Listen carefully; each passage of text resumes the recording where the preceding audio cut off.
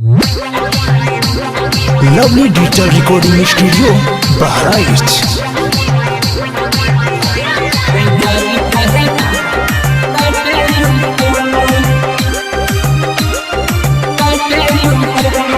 लेके जिंदगिया पे लोन ए जान काहे काटेलू फोन।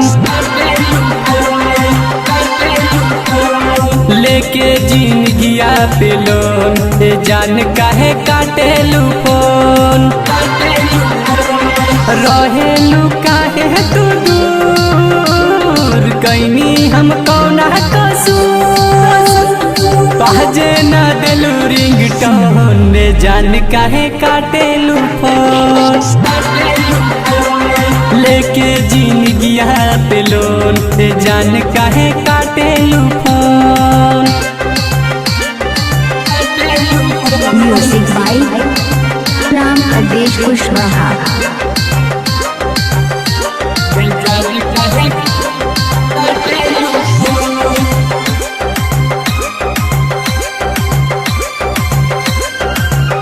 जान बुझ के भूलैलू बोला काहे तू कइलू। बोला कवन मजा तू पैलू हो।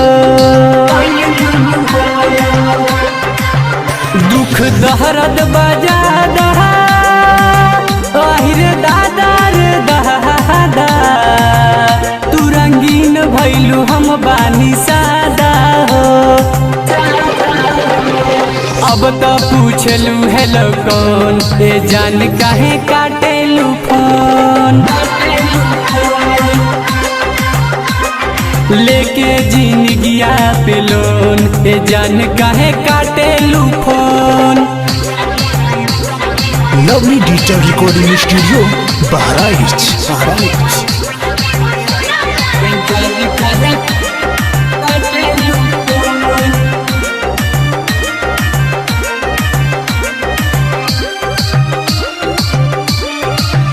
सोची दिल पागला तोके काहे ना बुझाला। बोला चुप रही करी की हाला हो। ए सनम हर जाई देहलू हमके भुलाई। बेवफा बाड़ू अब तो पता चलल हो। बसेलू दिलवा के कौन ए जान काहे काटेलू फोन। लेके जिंदगिया पे लोन ए जान काहे काटेलू फोन। रहेलू काहे तू दूर कैनी हम कौना कसूर। बाजे ना देलू रिंगटोन जान काहे काटेलू फोन। बाजे ना देलू रिंगटोन जान काहे काटेलू फोन।